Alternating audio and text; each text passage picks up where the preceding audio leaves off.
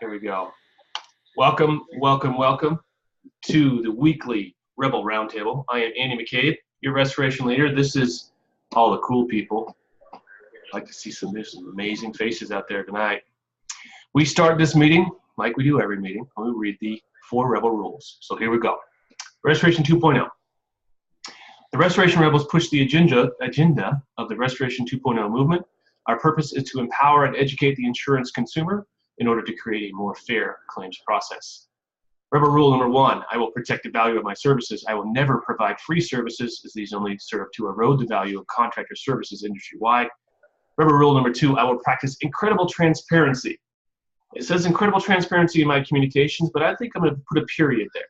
I will practice incredible transparency because I think that goes beyond just communicating. It goes beyond, that goes deeper than that. All right, I just made a change to the rules, just right there. You just saw that. I will explain our process in detail to my client. I will never hide details or manipulate reports. I will never communicate with a third party without also communicating with my client. Rebel rule number 3, I do not believe in competition. The restoration companies in my market are part of my community. I will be an active member of the restoration community. It is our unbreakable unity that will create the change that we strive for. Rebel rule number 4, I am willing to walk away from any project, client, or contract that is not compatible with my values and stated mission. No relationship is worth taking part in if it requires losing money, sleep, or my humanity. Welcome, Rebels. Good to see y'all.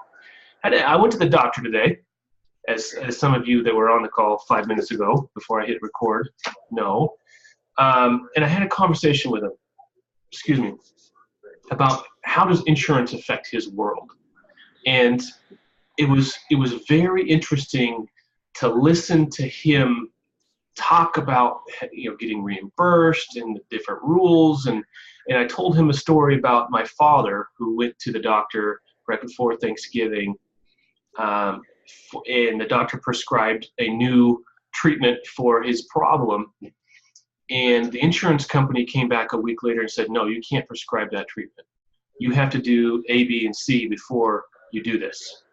And it was just like, okay, since when does Brett Schusterman has started screen sharing? All right, Brett.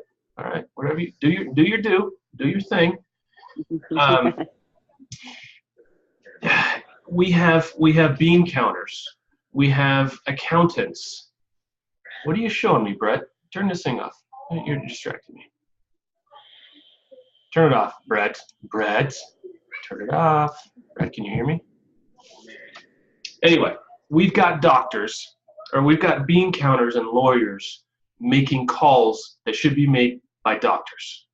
And we have the exact same thing happening on in our world. It's framed a little bit differently. It's the mechanics of it are different, but the principle is the same. We have bean counters and lawyers saying, where can we save money and what can we get away with?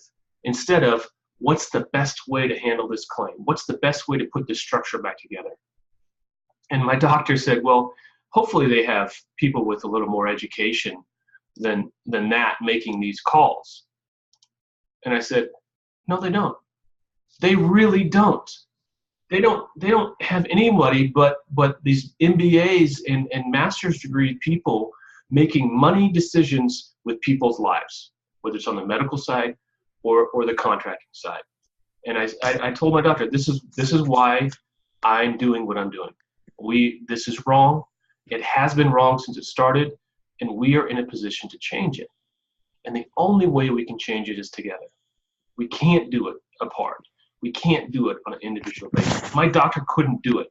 He can't decide in Bend, Oregon, he's just going to buck the whole system, because one person, one business can get shut down. But a union, an army, cannot be shut down. We will not be shut down. So there's your words of motivation before we get started tonight. Welcome. Let's start with first timers. Anybody here for the first time tonight? We got 18 people here. I'm looking around the room. Sean's here. Hadn't been here for a while. Not your first time. Welcome, Sean. Good to see you. David? I think it's all regulars. David Schmura. All regulars. Hey, nothing wrong with regulars. Regulars make the world go round. Regulars get shit done. And you know, it's in saying that, I want to thank all. I see a lot of the regulars, and I want to thank everyone for being very consistent and always being here. Yeah, that's what we do. That's what we do. All right, so Jennifer and Clark. Let's talk about the summit coming up. Jennifer, we had a change today of hotels, so let's talk about that. And Dave is laughing. Uh-oh. Uh-oh. Here we go. Okay. Here we go. I don't know if I can do this, Clark. So Okay, I'll go ahead. You're breaking up. You're breaking up. You collect yourself, Jennifer. All right. Me and Jennifer and Dave were on a call earlier telling jokes and cutting up, so it's still lingering. Okay. Yeah. I'll get started. Are you good now? I'm good now. Okay, so we did have a change in the hotel. They were not able to accommodate everything that we needed, and for the price that we wanted. And so I did find another hotel, the Sheraton, that was willing to max price the hotel room rate that the person was offering. And it's a nicer hotel based on like the pictures and stuff. I've not been out there to see it, so I really am relying heavily on the reviews of the internet. I think Shane lives there, and Shane can attest it might be nice. I can go look at it if you need. Is this Sheridan? Which one is it? The Sheridan Music Music City. Music City. So by the airport. The thing, Shane, is we've already signed contract on it, but it's done. Well, if one of you just leave the commode on, then I'll pay. I'll be a sponsor if you just float one of the floors. Oh gosh. We got time. The spot, like the view from the rooms and stuff would be nice to know. If we can, like if it is downtown or if it's within walking distance of downtown, that would be nice to be able to present that. Music City Center is what it is? Yeah, because then what we can do is people can start figuring out if they want to go downtown or come a few days early or stay a few days after. Yeah, I'll look it up real quick. And they Uber it. So we do have that locked and ready to go. As far as events go, Andy and I talked about this today. We got a lot of pushback. There was not a lot of interest in doing events. So I think we're going to, Clark, I saw your face. If you know differently and you guys are like, no, I really do want events, let me know. But what we're talking about is the golf that we tried to plan for last year. Yeah. Every other phone call and email I got was, hey, what's the cost if I don't want to play golf? Yeah. I.e., I'm not interested in playing golf. So there might be a small percentage of people that want to play golf. Guess what? We can set that up outside of the realm of the conference. We don't have to facilitate that. Well, I'll tell everybody now that Friday night, me and Keith Urban are doing a concert for the event. So that's what's happening. Nice. Well played. And Shane used to play country, so he can come in. No, I think, just maybe let's put some links about things. But if I could, go ahead. it's freezing up. Boys, off the internet. It's freezing up on me, Clark. I'm just saying, let's just put some links of things to do in Nashville, and maybe people can make their own and pick their own things. Yeah. Yeah. At the end of the day, we're going to have, once everyone that signs up to come is going to be put in a cohort of 5 to 7 people. And that is going to be your cohort. That's going to be your accountability group for the next. Clark, I'm going to mute you unless you stop messing with your headset. There you go. That's going to be your accountability group for the next 6 to 12 months, making sure that you implement the things that you wanted to implement that you learned at the summit. So we're going to need the time every Friday. We're going to need time on Friday night. We're going to need time on Saturday night for those cohorts to get together and plan their meetings that they're going to do throughout the year from that point forward. So I don't know that we need to plan anything extracurricular beyond that. Okay. Well, and the other thing is, I would like to post, in the next few days, watch for it. I'll post the link, the phone number, and the code that you'll need to book the rooms. We are only reserving 50. Yeah, they're going to go fast. very quick. So, you know, and Airbnb isn't really much cheaper unless you can get a big group going down. So. Right. So that's the update on the hotel events. Perfect. Clark, why don't you give us an update on who we have speaking? Yeah, let me get back to my right view. So we have one distinguished guest that's here tonight, Jerry. Mr. Jerry O. Mr. Jerry. I started to read a few posts today. I've kind of gone fishing this week. But Jerry, it sounds like you met one of our fellow rebel today. Who'd you meet with today? I met with Michelle. Michelle. Yeah. Okay. Fellow in Oregon, and we had lunch, and it's great. So Jerry's going to be at our event. Jerry's got a very astute, thick background. Will bring a lot of value about a lot of things that that we talk about a lot. We have OP Alvarez, and it will actually be OP and Tim both this year.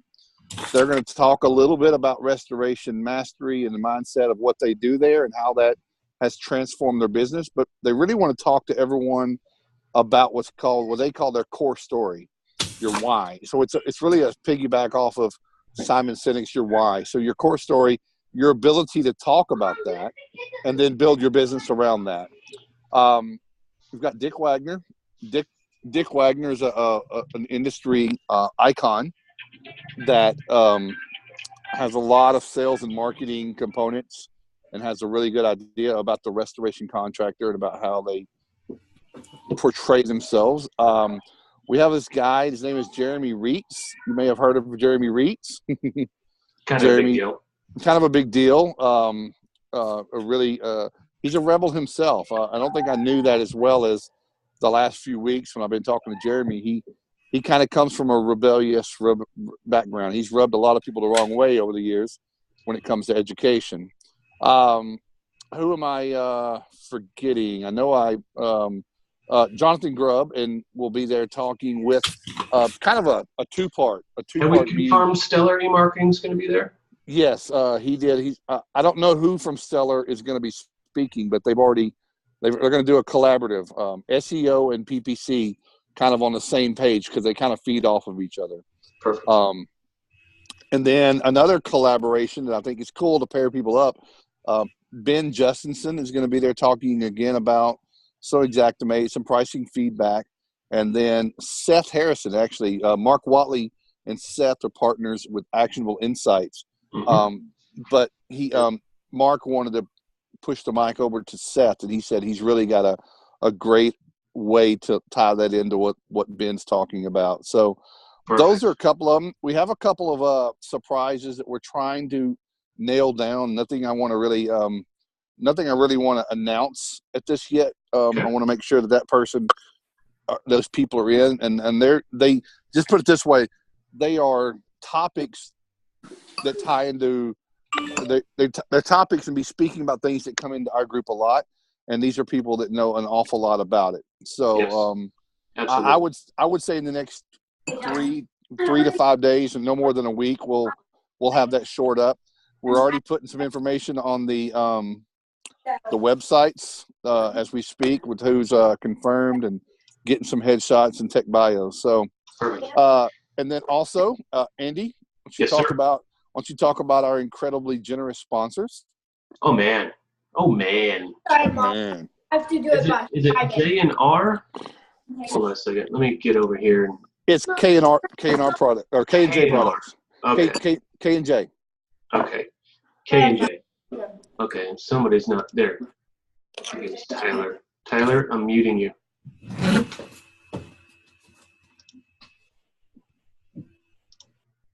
There. Okay. K&J Products, they are our title sponsor. They're good. This summit is now presented by K&J Products. Ken Horvath runs that company, and they sell air movers and dehumidifier. No DHUs, air movers and heaters, and very excellent high grade axials, and I'm sure some other goodies that I'm sure he will bring. And then DBK is giving away, what do we figure, about $5,500 worth of equipment? That's a good round number. $5,500 worth of equipment of their heat dryers. Floor dry, the mat system plus the heat system plus the wall system. They were generous sponsors last year, and they're coming out this year even bigger. So those are the two sponsors so far. So one random person, one random attendee will walk away with at least $5,500 worth of gear from DBK, which is awesome. So it's coming together. But yeah, so we're talking about the let's go back for a minute to the talk of not doing so many extracurricular activities or recreational events. I was talking to some other people who put together big pretty mastermind type things like what we're doing, and we really are going there to work and not to play. This is not a Disneyland or a Las Vegas. We're there to find some tools and find some weapons on how to make our business in 2018 and 2019 and 2020 much better. And that might mean that we might hang around there till 6:30 or 7 at night. If the speakers run long, I'm not coming there to short it off. I'm not looking to go to the hotel hot tub at 4:30. I'm coming there to put in the time and put in the work like I do back here and like you all do. So I'm not overly concerned about not playing golf or going to see if we get to have a good dinner. But I'm looking to meet up with a lot of people here in the group and be in my own connect group that'll be connected for the next 6 months to a year. But I think that's what a lot of people said. Hey, if you want to go do something on your own, it's when we get finished. So I mean, I know some of these groups go till 11, and the speaker will say, "If I go till midnight, y'all are all here with me. You committed to come in." But I'm not expecting a midnight. But I do like the idea. We are going there to do some work and take some things away, and we can't do that in 4-hour work days. Yeah, we're gonna get some work done, and it's gonna be. I always shoot for the 100% ROI, 100% ROI, or I'm sorry, 1,000% ROI. That's 10x.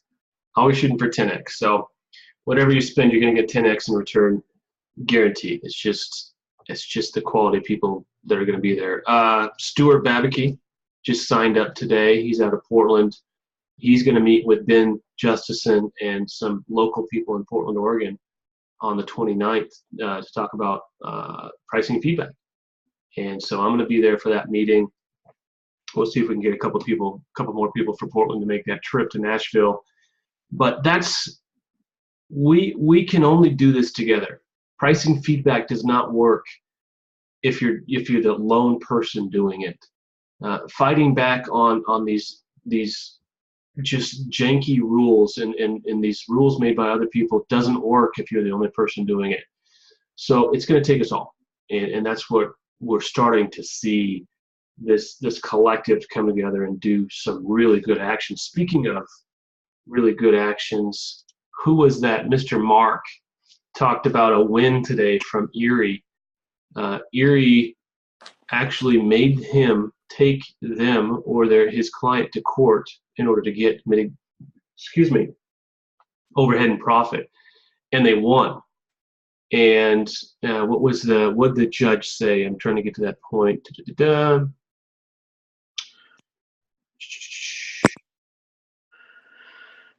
Judge's decision. Oh shoot, where was it?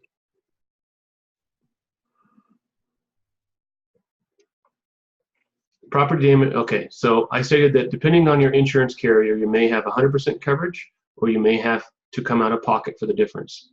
Property damage claims are no different. The judge agreed. He told the defendant that the real issue is her not being reimbursed by her carrier.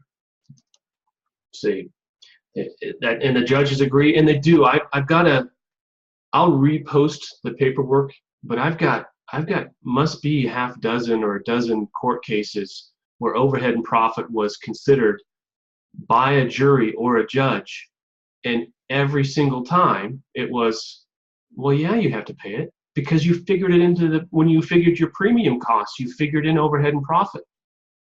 So if you don't pay overhead and profit, you're actually shorting the claim. You're shorting what you're paying your insured because you've already charged them for it. So I would repost that.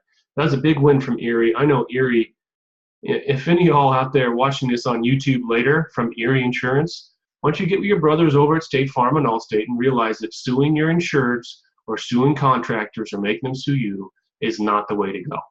Just because they've been down that road. Erie, I don't understand what was taking you so long. So here's a little hint.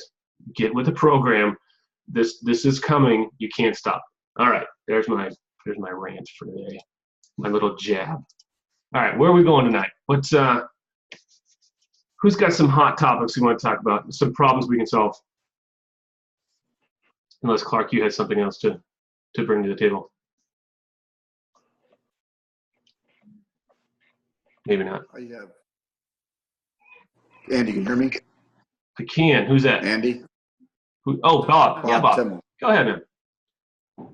There was a post earlier in the week. I think the guy was Jeff Pedersen from California. Talked about he's starting to see insurance companies putting in their policies that if there's a claim and the homeowner doesn't use a preferred vendor, then they're only going to pay 80% of the rebuild and mitigation, and they're also going to have to pay for the deductible as well. That kind of gets me wondering about that. I mean, how they can write something like that into a policy. Well, they can write, as long as the insurance commissioner signs off of it, they can write that into a policy. But whether or not that stands the test of time in court is a different story altogether. So what that is, and a similar thing happened with Citizens over in Florida when they tried to limit water damage to $10,000 unless you use a preferred vendor. That got shut down real quick, because at the end of the day, you're not fully indemnifying. You're writing less than full indemnification into your policy, and it won't stand the test of a judge and jury.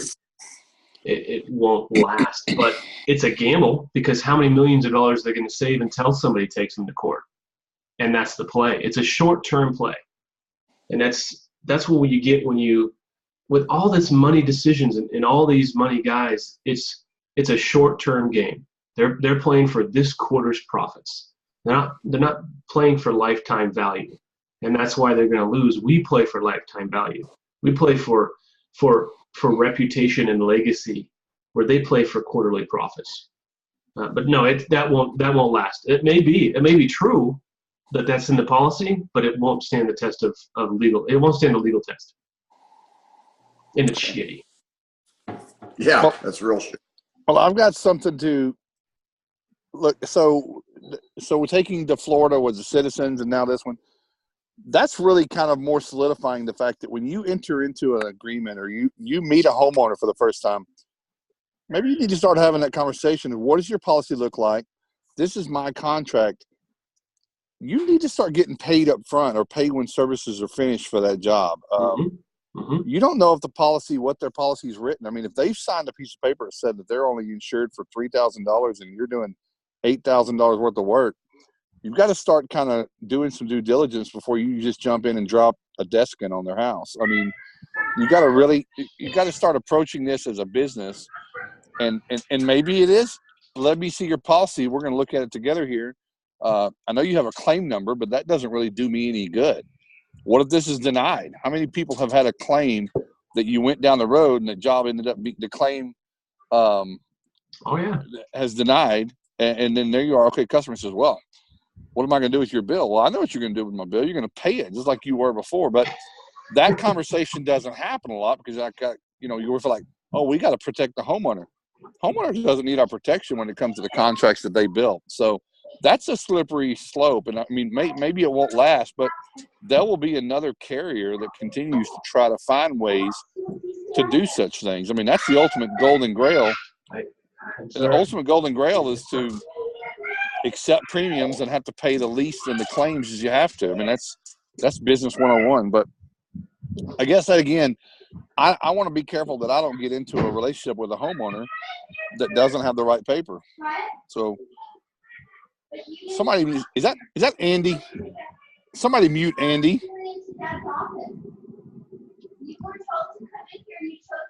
Anybody want to add to that? Anybody had that happen, or you did work for a homeowner? Clark, I do. One of our. Well, I've showed you a little bit about the process, the software I'm putting together. But one of the questions we put in there that has been an issue is it a multifamily dwelling? Is it a townhome policy? Because it is notorious for a townhome to have a $3,000 or $4,000 cap on coverage, and you go out to a category 3 and you burn through $3,000 or $4,000 pretty quick. So yes, we actually put a little flag once we find out it's a multifamily structure that will fire off a separate question to follow up in the first 24 hours, before you get too far down the road, to peek at the policy to make sure that the limits aren't abnormally low. Stephen Hall has commented sump pump limits are always an issue. I always check policy before I do a sump pump anything. I guess he doesn't have a voice. Stephen, do you not have a voice tonight? Yeah. I'm just multitasking. Yeah, so, I think there needs to be a check mark on your, I know we've got a contract here, but sign here that you understand that I'm going to be paid for this work by you or funds that you are reimbursed, but you are ultimately responsible. That's what I was going to add, Clark, is I don't really think it's our responsibility to be sitting there reviewing their policy with them. However, I Mark to have them check something off on your work authorization form and make it very clear to them that yes, you've reviewed your policy, and long story short, there's not going to be anything here with that. Let's call it the rebel clause. Rebel clause. Here's the Well, in some situations, it's always going to be easier to have an elderly couple to take the 5 minutes and look at their policy and see if they have a sump pump clause. Because like in our region, sump pumps, you either have the rider or you don't. And then if you have the rider, you might be capped at $5,000. So it's always nice to be up front with them. That way they're not stuck with a $15,000 bill at the end of it that they weren't. Well, we file the claim with them, so we walk them through. Because once they file the claim, a lot of times the homeowner doesn't really know what happened. And if they don't know what happened, then we tell them not to offer a bunch of information as to what happened. Oh, there's some water there. Your customer's not a detective, neither are you, and neither is that adjuster. The reality is this: something happened. They've got coverage. And if the carrier can send somebody out there to weasel the way out, then they should, right? But we've got, I think, 2 or 3 of these frozen pipe deals that the customer, that somebody from my team didn't get a chance to file the claim, and it turns out they went up saying their heat was off. And so now we've got a 2-story water loss. Was their heat off because it didn't have power? Or their heat off because so the biggest reason we got a lot of I'm calling real estate agents. A lot of them were homes that were for sale. And you want to talk about a big gravy looking loss? How about a supply line running for 3 days upstairs? And then go. But it's in a vacant house, and then before you know it, the next thing you know, your customer may or may not know that if they may not have the heat off. It might have been on whatever the setting was. I don't know. But the reality is this.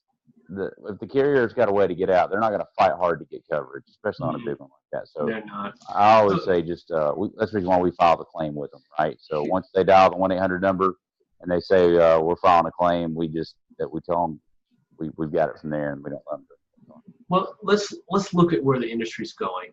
The industry is going. The most successful. Okay, let me take that back. Not the most, but a lot of the highly successful restoration contractors are not operating the majority of their time in the insurance realm. They're going to property management.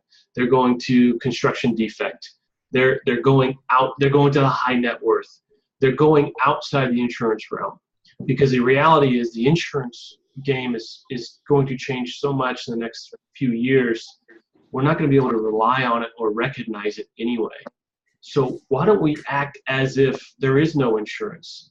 Why don't we build our systems as companies like there is no insurance company coming to pay for this whole thing?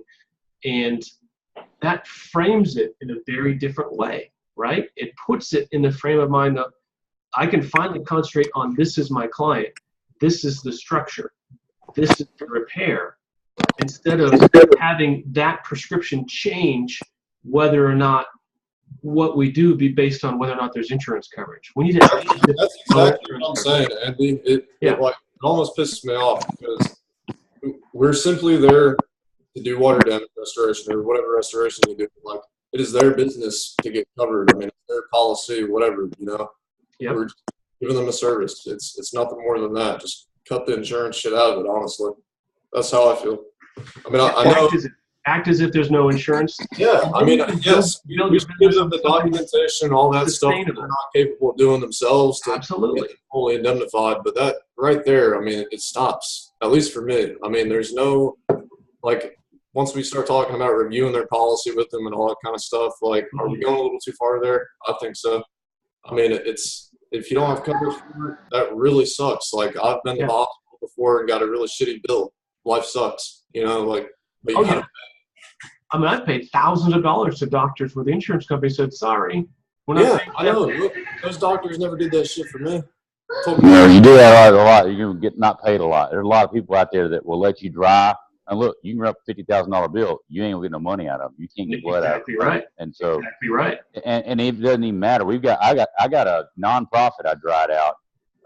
It was a 6-day dry out on a 11-unit apartment, $11,000 water net, which is pretty cheap. And the nonprofit collected a $304,000 check from the carrier, and they're not paying us a dime. They didn't pay you a damn thing, did they? Well, they're not. I mean, we're suing them, right? We'll do what we got to do. My point is this: it doesn't matter if it's insurance or not. If somebody decides they don't want to pay you, brother, they ain't gonna pay you. Okay? Oh yeah. And you can sue them. It's gonna be 18 months for you to get your money. Yep. yeah, I've been through it, man. Yeah. But how many licensed adjusters do we have in the room right now? Ah, just the one. Just the one. So why are we talking policy? Why are we arguing with adjusters? You know? Is that? I mean, Jake, is that what you were getting at? I mean, why are we talking about these? I mean, I'm not an adjuster. I'm a water damage restoration company. You hired me to do it. I'm going to send you a damn bill. Why do we go so far into this? But why are we doing the fight that the homeowners have? Because we've been conditioned to. Yeah, I know. That's what I'm saying. Just like we've been conditioned to this, the 3-trade rule. We've been conditioned to the 3-day dry. Those are not real. Those are somebody else's version of our business. And we can't succeed at somebody else's version of our business. We succeed at our version of our business that we create according to our rules. Yes. So if you go into a job and say, hey, if you tell the customer, I'm a cash company, this is how I'm operating, and that's great. It takes every contractor doing the same thing. Yes, it does. I mean, it would have to be every single contractor says, we don't put a piece of equipment in here until the insurance has wire transferred funds to this customer for this claim or something along those. And I don't see that. Or given some kind of assurance. We get a credit card guarantee with a pre-authorization of at least a dollar fund. But if he's got a $400 limit, that's not going to help you very much, right? Or they ain't made $400 limits around here, though. What's that? These are pretty big houses. Yeah, I mean, it goes back. You have to know your customer, right? You got to know the demographic. I mean, you've always got the house you can lean and everything else, right? And at the end of the day, you smell a rat when you walk in, you walk right back out, right? Well, that's what those of us have been doing for 20 years to smell that quicker than others. But yes. One problem is I don't walk in the houses anymore, so I've got to get my guy. Like, that's not one of my tasks. Do you smell a rat? Walk out. So train up the sniffer. You know, yes, exactly. I don't get a chance to do that. We try to screen them out in other ways now. Yeah. Hey, Clark, can you elaborate more on what you were just starting to say? Which part? You were saying it's going to take contractors to do what? You're saying to wire funds or I mean, let's just say if all contractors said, we don't need Nationwide or Erie or State. I mean, those are billion-dollar companies.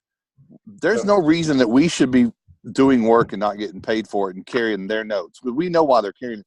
It would take every single contractor or 98% of the contractors to say, we don't dry homes anymore until some kind of assessment has been made and a value has been placed on this claim. Is that right, Andy? And then they slap that money in escrow or something. I don't know. I don't know what that looks like, but they have to be forwarded the money for that. And I know some adjusters will, but they usually only give money for ALE, right?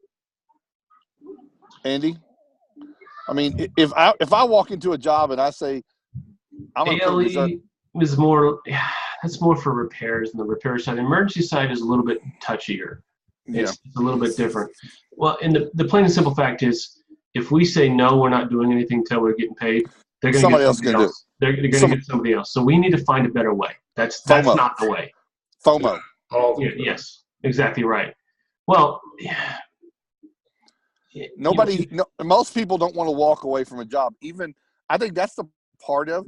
I walk away from a job that I don't think I'm going to get paid on all day, but some people are just like trying to find a way. Yeah, let me work with you and see if I can't get you approved for financing. Can you put this on your credit card and can you borrow it from me? Well, you got to walk away. There's always a calculated risk. And do you spend 1 day, 2 days, 3 days on that risk before you pull the trigger? I don't know. I've several jobs I've spent 3 days drawing. At the end of the third day, I realize where it's going south. And I give them the option. Hey, I haven't heard from your adjuster. I haven't heard from your insurance company. I haven't heard from you on that credit card authorization. I'm going to pull the equipment at the end of the day if I don't hear something. And I'm going to put all the water back into the house. Yeah, I'm going to take all that water I sucked out and put it right there. That won't work. No, it doesn't work. Well, listen, guys, I guess this is the business we're in, and this is the ecosystem we're in. Maybe we got to go sell ice cream if we don't want to do this. I don't have the answer. That's what I'm saying, man. It's just the industry. Sometimes you get fucking burned. Yeah, there's no perfect way. Yeah, I got a. Who has something? Shane? Me, Ryan. Hello. Yes, sir, Mr. David. Let's think about this, though. If we're going to be rebels, okay, and talk about flipping the script, a lot of these people have mortgages, and those mortgage companies are starting to cause just as many problems as the insurance company. Mm-hmm. So what about finding a funding arm that will fund against that policy and let them worry about it? Because they have the lien rights to that property. And it may cost a percentage of that total claim, but at that point, you're paid up front, just like selling a car or anything else. Get our skin out of the game, move forward. There's financing to do that. Yeah, but I mean, you could call me and I could do that. I could, any payday advance could do that. That's not. No, there are actual restoration finance companies. They're just not big yet. They're not out there. I'll find. You shouldn't be that scared. Like, this isn't a big dynamic about. I mean, it doesn't happen that often, right? I mean, no. There's big problems out there, but I wouldn't view this. Doing commercial work and getting paid is a lot riskier than what we're talking about residential. Commercial work, you don't get lien rights, and they're much more flaky. But, I carry receivables like everybody else, but it really bothers me at my bone marrow, my DNA, to know that Nationwide has a $2,300 claim that I filed with all the backup, transparent as all, and that I really have to. I saw someone in this group say they get paid in 1 week. I want those people to come in here and tell even me. I know what I know, but I don't know how to get paid in a week. I have receivables. I have cash flow issues that spurn from the last 2 weeks. We had $500,000 company-wide in missed mitigation. You don't think my receivables are high for the week? Clark, we get paid for our recon half the time before we even turn our mitigation in, because our recon guy shows up on day 2 or 3, meets the adjuster with the estimate in hand, and we'll get paid $7,000, $15,000, $18,000. They'll cut a check many times before we're done pulling equipment for the reconstruction, and so that helps us on the cash flow side, right? If you do recon and you're able to and you're willing to meet the adjuster out there on day 3 with a full scope and estimate, look, man, he'll cut you a check. Let me tell you the difference between Shane, your setup, and Clark's setup. Shane, you're set up an Xactimate, yes? You use Xactimate and estimate all your claims in Xactimate, yes? Roger that. Clark does not. Right. So Clark could show up with the same dollar amount on an estimate, but it's not an Xactimate. That's automatically going to throw the adjuster or the insurance company into a tizzy. He should start using Andy McCabe. He probably should. I should talk to him about that. I should look into that. We actually had that conversation once, but it's not Clark. Don't hold it against him. But that's the reality. We're still stuck in, if we want to get paid right away, We have to choose what parts of the game we play. It kills me too. I hate that. I don't want that, and I want to change that. But until it's changed, we got to pick and choose what part of the games we want to play and how we want to play them. So lemonade, Yes, sir. Oh, man. lemonade, and insurances like that will settle those claims quicker, and that just goes back to you've got to be the companies that they choose. I'm going to tell you First something notice of funny. loss. FNL. First notice of I'm loss. going to tell everybody something funny today. This is very, very personal and not it's pertinent, but it's not. I came home today and on my desk was a bundled package. It was a 12 by 12 soft pack package. I have a favorite pair of jeans that I like. I like these jeans, and I had to go to eBay. They don't make them anymore, and I found some on eBay, and they were shipped here from Singapore. I had to get big boy pants from Singapore, but I went all the way to Singapore and paid what I paid to get them shipped here. How many people here in the room drive past 3 movie theaters to go to the movie theaters that's better from where you are? Yep. I like to go to that one that gives me a better experience, and I'll pass 2 or 3 others. What do you think those 2 or 3 others are? What do you think they're thinking about their business plan is about? And I'm just going to keep this crappy place, and I might get lucky and people walk in here. We got to become that restorer that people say, I only want them.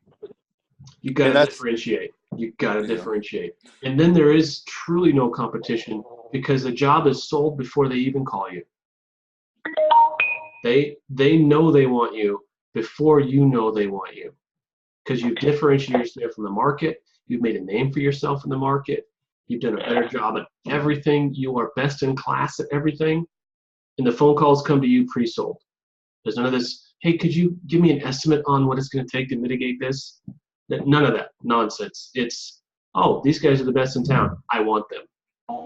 And I can give you a quick, this is a good follow-up story because I'll have to go in a second because I have 2-year-olds about to lose their stuff.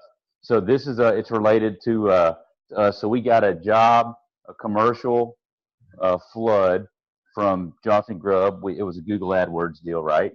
And so it was a police department flooded, and it was under construction, and the fire sprinkler company caused the problem. Yep. So we get out there and we drive the property out, etc. It wasn't that big. So the sprinkler company was at fault. Obviously, we billed them $9,000, something like that, for drying it out. I went out of town, and then I came back like 2 weeks later, and there was a second bill. They flooded the police department again, like 3 weeks later. They filed a claim on that one.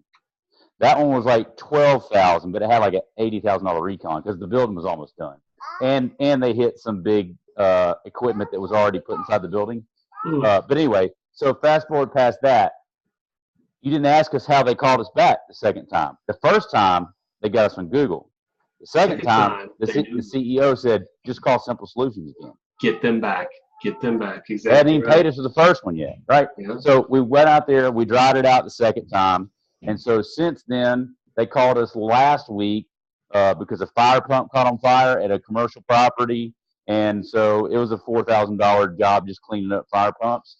And I just met with them today, and we put together a referral program on what we're going to do for them, which, you know, I tell you guys, we're going to give them $1,000 referral for every job they give us, but it's going to be applied towards credits, right? Like whenever they cause boo-boos. Partly because they don't have a lot of boo-boos to apply to it, right? Sprinkler companies don't have little boo-boos, but, you know, like the fire pump thing, value-added deal. But the bigger point is this. We got out there. I want to say we did a good job. We tried to, right? But they called us back. We followed up. They called us back without following up with them. They gave us a fire pump job. And then I said, I got to get out there. So we're out there today, and we just finished meeting with the owner of the company and put together that referral thing. But it all started with that, right? You got to follow up with them and then put together a plan. And they got 100 employees. I mean, it's a big company. And they have no other restoration contact. Doing the right thing is always the right thing. Go ahead, Nathan. Hey, Andy. How's it going? Good, man. Hey, what's up, Restoration Rebels? I just wanted to say 2 things. First off, you know, I've implemented in my company a lot of things that I've learned right over here on Restoration Rebel, and it's drastically changed the way things happen around here in my company, whether it be the receivables, for even the dollar amount, bottom line, that we're taking in. I do have a little bit of a pain point right now that I wanted to run across you and see what you think about. Sure. I had a customer where everything was all good, and then unfortunately, I think this was before I joined Restoration Rebel, so maybe I didn't set it up properly, but the adjuster got in her ear and told her that I was gouging and basically slandering me. And as a result of it, she went cold on me. She went like silent, no response to my email or anything. And I said like, hey, look, if I don't get the money by this date and time, I'm going to assume that you don't plan on paying me. I'm going to have to take action. And no response. So I filed a preliminary, and then I filed a lien against the home. And I get a letter like 2 days ago from a law firm that, and this was AAA, from a law firm that the insurance company hired to represent the client. And they're basically saying, oh, you don't have grounds for a lien, but we want to try to. Wait, reiterate what you just said. The insurance, AAA hired counsel for the insured? Because I filed a lien against the home. Now, understand, this is only $500. What? You didn't sue them. So what would trigger coverage for AAA to hire an attorney? So basically what happened was I knew that this was happening, but this confirmed it. Basically what happened was the adjuster told my client, don't worry about it, don't pay it. If he sues you or he tries to lien you, we'll protect you, we'll represent you. And that's basically what they're doing right now is they hired this law firm to protect the client. Now, it's a lien and it's only $500, so I plan on just taking it to small claims court. But and I've spoken to a couple of friends who've been down this road before, and they told me that they've never lost a case like that in small claims court. I'm just curious about what some people here might have advice in terms of when I do go to small claims court, what should I be presenting and stuff? What should I be saying or not saying? Well, why go to small claims? Why not just take your $500 and try to repossess a $300,000 house? Use a credit card guarantee, you won't be in this situation. Yeah, well, here's the problem. You just to hire a lawyer, it's like $2,000, and then you start going through, you're racking up fees with a lawyer really quick, and you just don't really know why hire a lawyer for a lien? My Hey, Nathan, to affect the lien, you need a lawyer. Are you able to record calls one way legally? What's that? Are you able to record calls one way legally in your state? Yeah, I think it's illegal in California. It's illegal in your state? Because in my state, it's legal to record a call. He's in California. Everything's illegal in California. Oh, never mind. Except for weed. Everything but weed is illegal in California. Where in California are you? San Diego. And AAA, because I have the same thing with AAA and Farmers. Yeah, where they. How is an attorney going to fight a lien? No, see, it's just I know what it's all about. I'm not worried about it. It's just I don't know. I guess that's just what they do, right? So, defend. So Shane, your question is regarding small claims, correct? Well, that's where I plan on taking it to, and I'm assuming that their lawyer is going to show up to represent them. So I just want to know how to present myself properly. I've never been to court before. You know what I mean? I'm not a lawyer. So I have done quite a few small claims, and the rules for it's pretty simple. There's two things I can suggest to you. One, you have a local competitor that has got it figured out pretty well, Polito Restoration down there in Temecula. They've gotten all the rules and stuff figured out for small claims. So I would reach out to them. The other thing is in our state anyways, up in Washington, and Washington, Oregon, California are all pretty liberal and fairly same rules. We don't utilize an attorney to do our liens or small claims. Myself or one of the managers actually go to court. It's very simple. There's quite a few people in court. The small claims process is very quick. It may only take you 5 minutes to go through the process once you get up there in front of the judge, but you may have 20 other cases in the room. So just be ready with your notes and your contract. Basically, your contract, if written properly, and if you need help there, obviously Ed Cross is in your neighborhood too.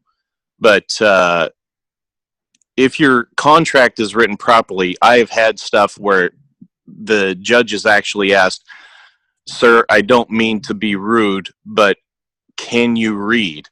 And if that's the case, then you owe this. And one of my situations was regarding overhead and profit, where it is in my contract. If you cancel the contract on me, I am owed the full overhead and profit. This particular customer canceled on me, but that was on the first day. I had already gotten all the materials. They knew the schedule. We show up, and they had already started and were well on their way for repairs.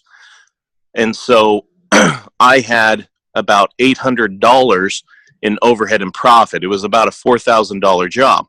So I charged them the $800.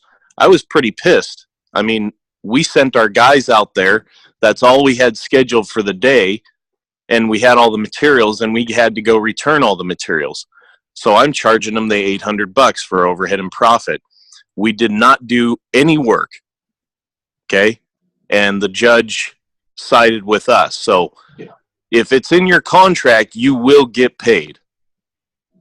Right. Contract law overplays policy language any day of the week. Steven, you had your hand raised for a while here. What's up, bro? Stephen Hall. Yo. I forget already.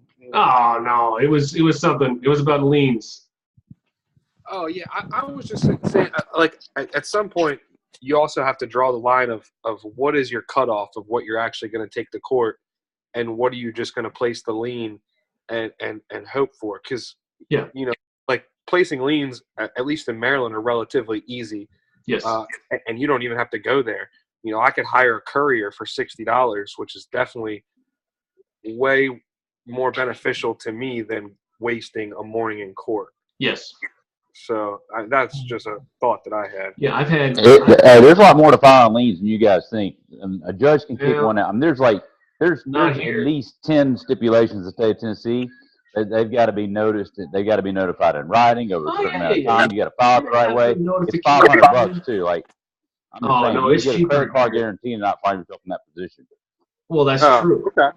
Well, in Maryland, it's relatively easy. Well, I can print paper, give it to a courier with a check, and send it down there and have it filed. Okay. Let me push back on you there, Shane.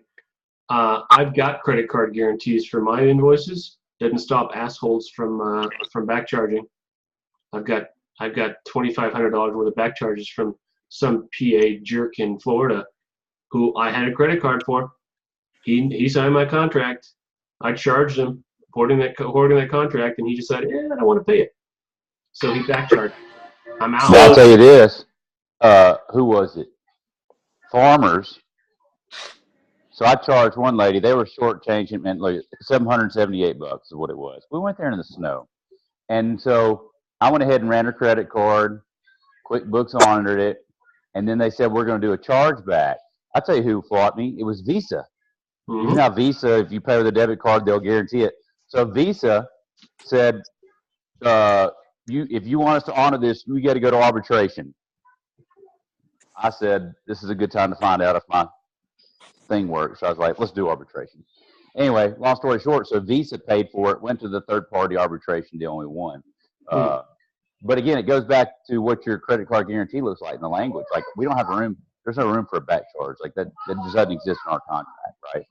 So if they want to back charge us, they would have to sue us, but that'll be outside of our merchant agreement with our credit card. Well, the last lawyer I went and talked to about a different matter, I said, can I get sued for this? And his answer was, you can get sued for anything. Mine said, son, you can sue Mickey Mouse. Yeah, you can sue anybody for anything. If someone decides they want to sue you, you're not going to be able to stop them. So you can't fix stupid. You can't fix jerks. And that's just, we just get older and wiser and try to sniff them out faster. That's all. So I'd like to maybe give you guys a resource for everybody to look to in their state. Unfortunately, the restoration industry does not have huge lobbying power. We don't have regional chapters. We don't Not have yet. any of that. Not yet. But we do have the Home Builders Association, which there is no reason any of you as restoration contractors should not be part of the Home Builders Association. It should be, absolutely. So the NAHB is one of the largest organizations in the country, and they have true lobbying power even on a national level. But the regional chapters will help you, and even the state association. They like here in Washington, they have classes on contract and lien law, and so we have sent our people to those classes, and now we know how to file the liens. We know how to foreclose on them. Now, utilizing an attorney for that is a better way of going. What's your foreclosure? But you can foreclose on your lien and go through the process within, I think, 200 days, something like that. And you can get your money. Now, small claims is meant for something else, but they will have an attorney that they call out for the home builders to teach these classes. And so you will know the exact rules and everything for your state. We can't sit here in this forum and tell you exactly what you're able to do from state to state. So that's going to be your best resource. Yeah. Clark, you had your hand raised like a good boy. What's up, buddy? Or you could unmute yourself and say what you just said. I did. I can unmute myself. I wanted to, I'm about to jump off. I've got another thing to do. I'm about to jump off. I just wanted to tell everybody that Jennifer and I this week, and I know this isn't, we're going to post up rules. People have been asking for it. We had a crap ton of drama last week. It won't happen anymore. You're going to come in here and you're going to be negative. You're going to be a jerk. You know, common sense and decency are the biggest rules. But you want rules, we'll have them. So you'll have some rules about what's allowed and what's not, and there won't be a question. But I just, it really kind of set me off, and I think I took a little step back, and we're not building this place to let that kind of cancer come in here. So I just wanted to say that. But we're going to have rules, and there's going to be things that we already know. No advertising for things. There's going to be, don't smash on people's, stuff. Don't be negative. Don't call them. Take stuff to PM or whatever, but just common sense things. But I'm going to jump off. I just wanted to say that. Thank you all. See you next week. Unless you had anything else for me. No, man. Love you, brother. We'll talk. See ya. Sam Fernandez, welcome to the party, man. You're only an hour late. It's cool. Hey, I just drove in from middle of nowhere. How are things in Idaho? Doing awesome. We should talk to Sweet about it. I don't know if he's on here or not, but yeah. No, he didn't make it tonight. I didn't see him. Unless he's on the phone. I can look through the list. Mr. Sweet, are you around? Paging. Bueller. No, I don't see him. Oh, well, we had a hell of a fun time. I don't want to interrupt you guys' stuff on that, but we have to talk about that sometime because it was super sweet to have him. Let's do it. Let's do that next week because we're out of time this week. We're 3 minutes over our hour allotted time. So this is the time where I open up the table to anyone that has a burning desire. Hey, Nathan, by the way, did you get what you needed out of that? You all right? You heading in the right direction? Yeah, I mean, just, like Ben said, I'll check out the local company that seems to have it down pat. And from what I've been told, small claims court's meant to be friendly towards, people that obviously are not lawyers and have never been down that road before. I mean, I think I have people have their ducks in a row. People have their documentation. I mean, you go in there with documentation that's irrefutable, the judge is going to read that. And there's somebody in the chat that said, Anthony, call me later this week. Who said that? Stephen. Oh, he wasn't talking to you, Nathan. Was he talking to you? Where's Anthony? Anyway, read the chat. There's a phone number right there for Stephen with some feedback on that. So I got something on the payback. I'm getting paid. I got to add in. Yeah, man. Some of these, sometimes if you go in, and some of these people are so enthused with their insurance company saying, "Oh, everything's covered, it's not all this stuff." I've been kicking around the idea of, well, okay, if we're good, this is what my bill's going to be. If you got about an estimate, and write me a write me a check. So for 30 days out, within 30 days, you should get reimbursed by your insurance company. And if there is a problem, I mean, you have the check in your hand. Well, the check's only good as good as the paper unless there's money.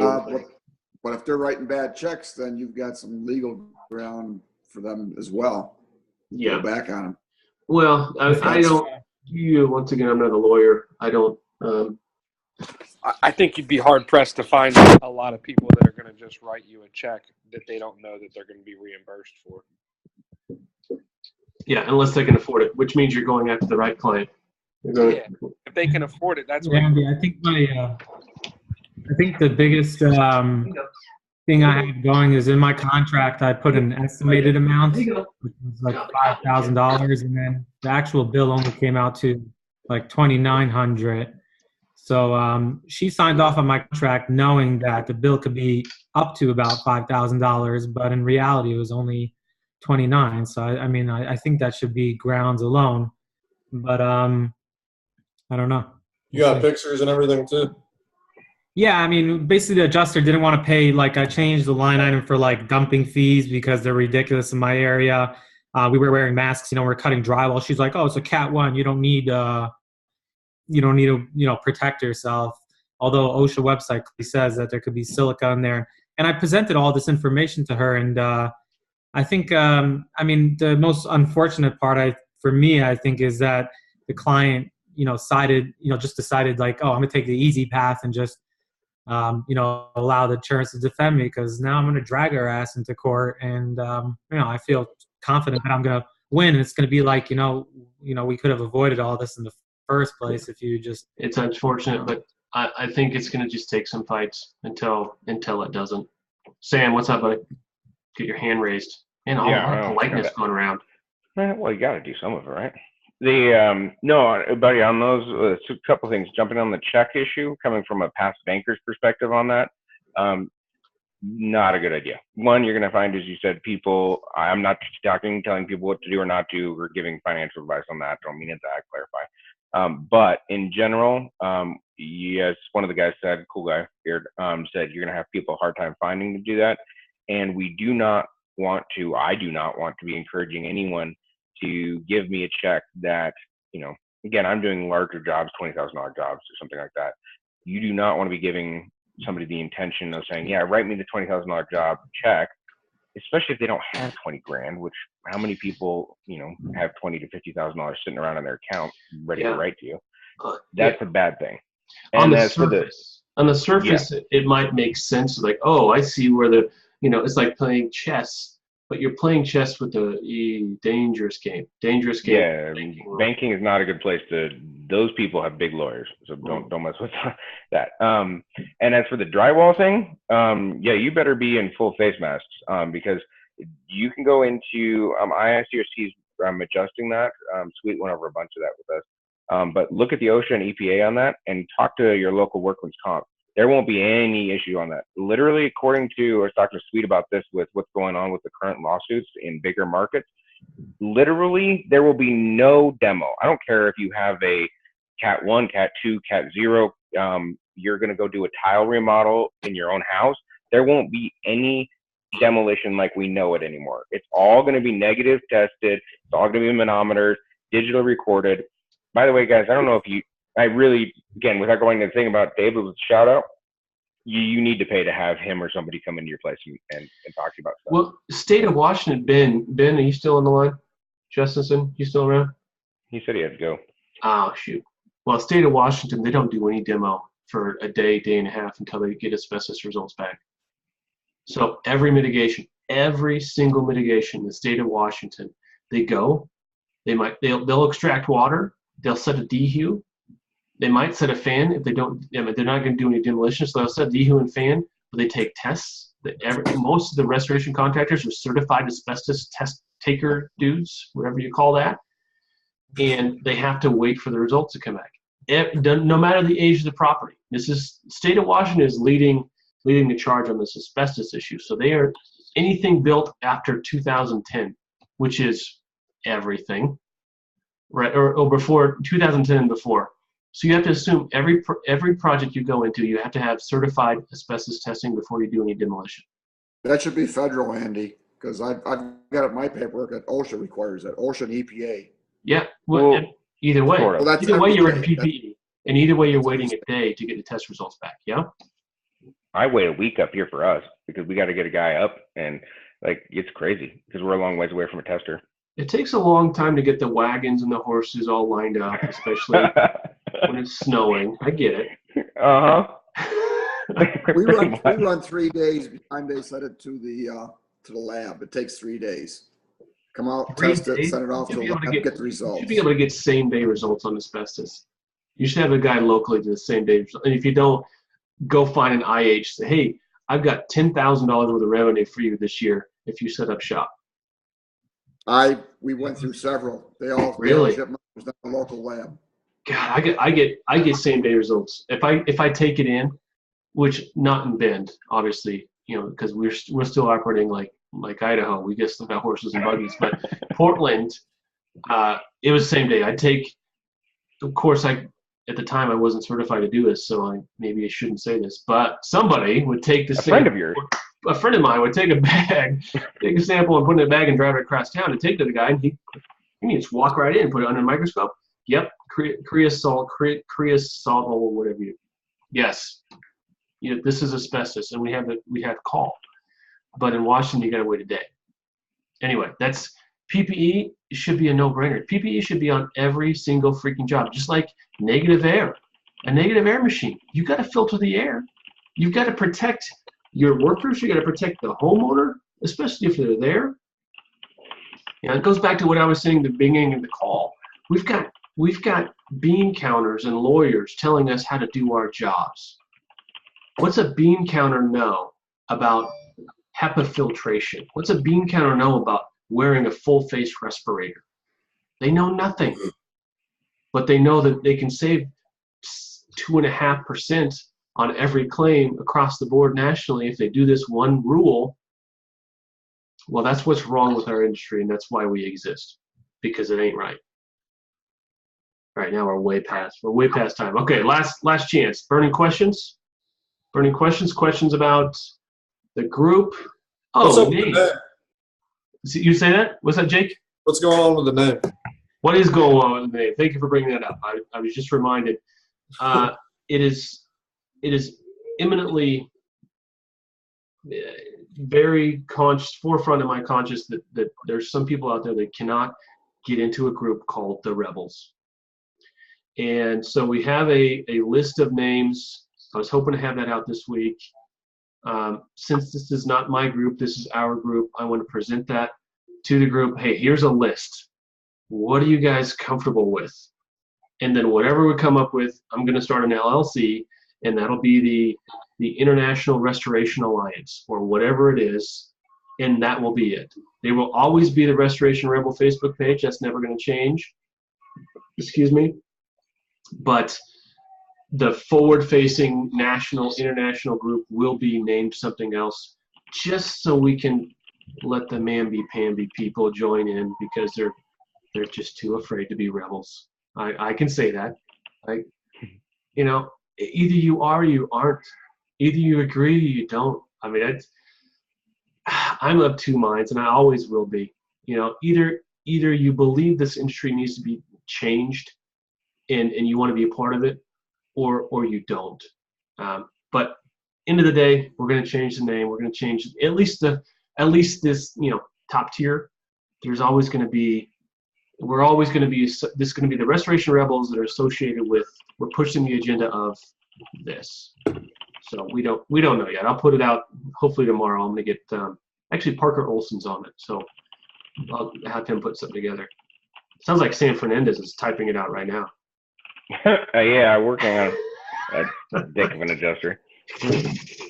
So to end the call, since we had this discussion that was in the group, and then it went just completely sideways. It went completely off topic. So we pulled the entire topic I should have just shut down commenting on the topic now that I'm in hindsight 2020. What's your thoughts, Jake? What do you think a good name for an international, not just a national, an international conglomerate of restoration contractors focused on changing the entire industry and doing it as a unit? What should we be named? Honestly, man, I've gotten so attached to the Rebel name, it's so hard to let go of now. God, me too. It's hard to even think of a different name. I honestly like it, man. It's like if someone's because it is. I understand where people are coming is. from. Yeah, but if people really said that to me in person, I'd probably just kind of give them like one of these. I mean, I like what it's. I mean, it just describes what we're doing. You put this logo on your truck, and people are gonna be like, "What's this logo?" Yeah. You'd be like, "That's the Restoration Rebel logo," and they're like, "Eh." If anything else, I'm kind of comfortable with Restoration 2.0. But everything else just seems so different. It's just like I'm too used to what we have now, man. Let me be clear. We will never be the RIA. We will never be an association with committees and board members, and we will never be that because that goes so contrary to. We need to move so fast. I think I've said this several times, but we need to move so much faster than the market. Committees and board members and nonprofits, they just will not work because they just cannot react fast enough. Jennifer, Hammer Queen, you wanted to say something there. I interrupted you. Oh, sorry. No, I interrupted you first. But what if, like, in my opinion, and Andy, I know I've said this to you privately, like, if they don't want to join us because they don't like our name, then they're not the people we want on our team. Well, I think we've got an A team and a B team. Frankly, we've got an A squad that is going to step up and be rebels and be vocal. We've also got a B team that is more comfortable being supportive, more comfortable being in the background. They agree. I had a guy on the phone from Portland today. Perfect example. He's more comfortable being in the background saying, I like what you're doing, Andy. I can't say what you're saying, but I like you saying it. He wants to support it in some way, in shape or form, but he cannot support the rebel movement. He can support something else. So what do you just turn that support away? No, you just make it. You find a way to fit it. But you're going to find people that are going to say that, but yet still not support it. Yeah. Oh yeah, for sure. Even if there's a different name, if the agenda is still similar to what's happening right now and the push, they're still going to have the same. They're going to have the same issue. You know, our local Surfboro owner, when I talked with him, he told me, he said, Dave, I'll come to the table. He said, but I need you to understand, I don't have a voice. He said, I can't speak up. And I think it's going to be that same thing. I mean, we are creating a space for other people to speak up. And the question, the hope is that in each of our local markets, that the other contractors do speak up, that we do have conversation, that they do start not following along, but stepping into making decisions for their own company versus allowing the industry to continue to make decisions for them. Yep. Right. Leading somebody else's version of our life. And do it. Yeah. Unfortunately, you're not going to get any franchises that are going to speak up because they're under contract. I don't know. Maybe. Sam, I want to hear what you have to say, but first, Brett says, I can't be anything but a rebel. Amen, brother. Amen, brother. I wear a badge on my shirt, all right? It's on my truck. I drive a white truck with a badge on it. I don't mess around. There's no halfway for me. And I hope, and I feel that vibe is this vibe. And I don't want to lose that. I don't want to give that up. All right, Sam, what do you got? I think one of the important things that we want to remember is I understand your A and a B team, but I also think we want to make sure that I like the fast reaction commando rebel. I think that's very important, very powerful. Yeah, you get hit, you go back in the jungle, you come back in a different place. Yes, exactly. Totally and I think we need to have that, and I think that's extremely powerful. It's very attractive. I also think Remember, with the commando and guerrilla warfare, you also need to have a long game. You need to be aware of, are we just going to always be in the jungle, just hitting and going? No, we want to change this, right? We do want to take over the country. And so, you have your A and your B team in a sense, but we also want to make sure that I don't want to chase away some long game players and just expect instant quick change. Yes. I'm not saying to incorporate it into RA. I don't want any of that, right? I want to make sure I'm clear about that. However, we can be a pervasive and invasive group, and with a long game in mind, and in 2 years, we could all of a sudden be very tip the scales instantly when nobody even know, right? When all of a sudden we've already invaded ICRC, RIA, ACA, all those people we've invaded, and all of a sudden the match happens, and it's like, where did these guys come from? What happened? Yeah. Well, it all goes back for me. It's relevance. How relevant are you to the market? And we are more relevant to our market because we know our market better than anyone else. All these other groups that are 2 steps and 3 steps removed from the actual market, they don't have a pulse on it. They don't know where it's going. We're on the bleeding edge. We're on the cutting edge of this. So Jennifer, how's those nails going? Because when you're working on them so hard, they must be beautiful right around now. They're getting there. All right, and you had your hand raised. Well, I think you guys kind of said you started at least saying what I wanted to say, but you're gonna get the group. You're gonna have Group A, and you're gonna have Group B, and you're right. Group A is the go fast, get it done, the rebels, and Group B is where I think at some point an association could potentially fall in place. So, and for just for practicality, we've got some major sponsors that stepped up in a major way and sponsored this summit for this year. Do you think that a corporation that's spending $5,000 or $3,000 or $2,000 is not going to ask for a W-9? Right? They're going to ask for a W-9. They're going to call me, say, hey, I need to. I'm doing taxes now. What's your W-9? Because I need to prove that I paid you $5,000 for this sponsorship. So there needs to be an organization. And I spent the rest of a good part of my afternoon setting up another LLC in order to house that type of organization. That type of organization is not a rebel organization. It's a real, legitimate. It's a business. It's an LLC. So there's the business side that needs some practicality and needs some less rebellious slant.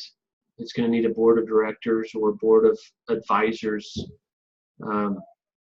because in order to do what we need to do, we need to be able to take in money. We need to do that smartly. We need to do that intelligently. We need to have accountability. So that's my main reason why I think we need another thing beyond the rebels. Name something different so we can do what we want to do long term. That's and do it with money, because right now it's just all volunteer, right? It's just all fun and game. So Dean just came to the party because we're just closing the doors. I'm sorry you missed it, Dean, but you get the last word because you're the last one in.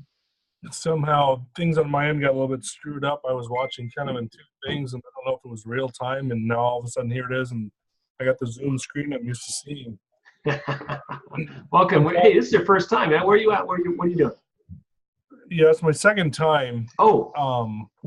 On this part of it, I've watched, I think I've been able to watch some backup on Facebook, and these little glimmers of hope that I get after being in this for 20 years and being so ignorant and playing the stupid game all the way along up through really before I got too involved. I've had emails from you and seen things.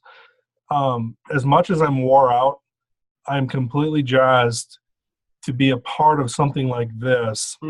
Because as I put little pieces into practice, even just as simple as tell me in the policy or show the client in the policy where this is written, and on a job that I never would have gotten any kind of overhead and profit, I got overhead and profit, and Mhm. it's breathing life back into me.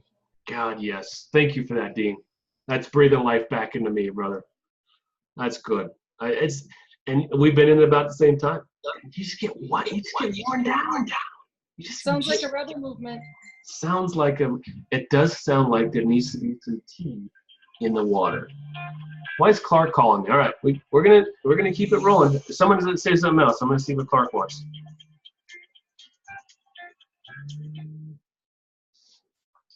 Yes, sir. Oh shit! What's going on here? Can you hear me now? There you are.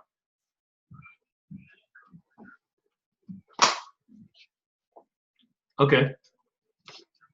All right. We're still on the call.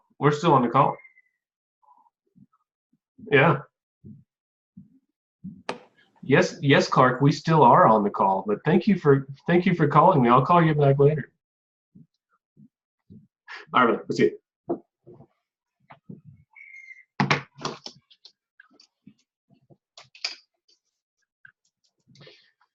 All right, did I interrupt anybody like that? All right. That's it. We are done. Thank you all for coming. Keep the energy up. Keep the jazz up. The early bird discount for the summit ends January 31st. So if you're coming to Nashville, get in there.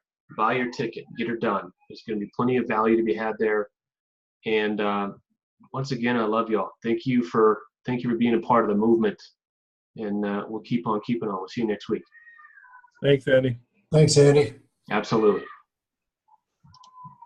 Much love, boys.